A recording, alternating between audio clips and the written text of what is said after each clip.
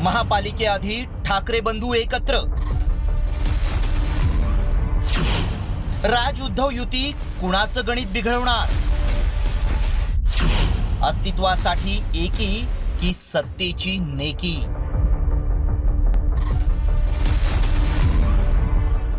एकोणीस वर्षांचं राजकीय वैर विसरून राज ठाकरेंनी उद्धव ठाकरेंसमोर युतीचा प्रस्ताव ठेवलाय, तर त्याला उद्धव ठाकरेंनीही सकारात्मक प्रतिसाद दिलाय।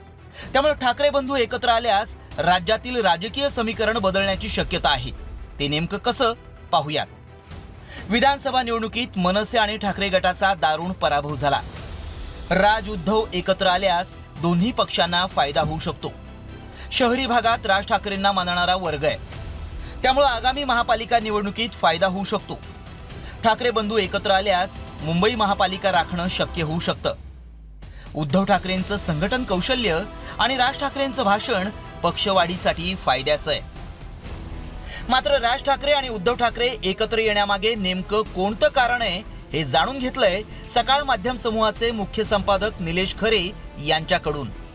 ठाकरेंच्या अस्तित्वाचा जो प्रश्न निर्माण झालेला आहे किंवा ठाकरे ब्रँड हा महाराष्ट्राच्या राजकारणात अस्तित्वात राहील की नाही याचा जो प्रश्न तयार झालेला आहे, त्याला जर आज उत्तर तातडीनं शोधायचं असेल तर ते केवळ आणि केवळ दोन ठाकरेंनी एकत्र येणं हेच आहे। आणि हे दोघंही ठाकरेंना काही प्रमाणावर उमगलंय असं म्हणायला काही हरकत नाही। आणि त्यातूनच आता स्पष्ट संकेत दिले जात आहेत की दोन ठाकरे एकत्र येऊ शकतात। विधानसभा निवडणुकीत ठाकरे गटाच्या आमदारांची संख्या 56 वरून 20 वर आली, तर राज ठाकरेंना भोपळाही फोडता आला नाही। तर 2017च्या पालिका निवडणुकीत ठाकरे गटाला काठावरचं बहुमत मिळालं होतं, तर मनसेनं 7 जागा जिंकल्या होत्या। मात्र ठाकरेंच्या सेनेची शक्ल झाल्यामुळं आणि मनसेच्या अधपतनानंतर आता ब्रँड ठाकरे संकटात सापडलाय। मुंबईत विधानसभेच्या मतांचं गणित कसं होतं ते देखील पाहूयात।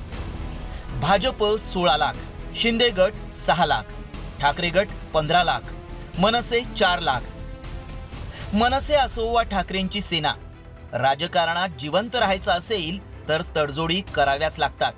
त्या दोन्ही पक्षांसाठी प्रश्न अस्तित्वाचा आहे। त्यामुळे महाराष्ट्राच्या हितासाठी आणि मराठी माणसासाठी आम्ही एकत्र येतोय असं ठाकरे बंधूंनी म्हटलं तर नवलते काय? शेवटी सर्व्हायव्हलचा प्रश्न आला की घरचे जवळचे वाटतात, हेच खरं।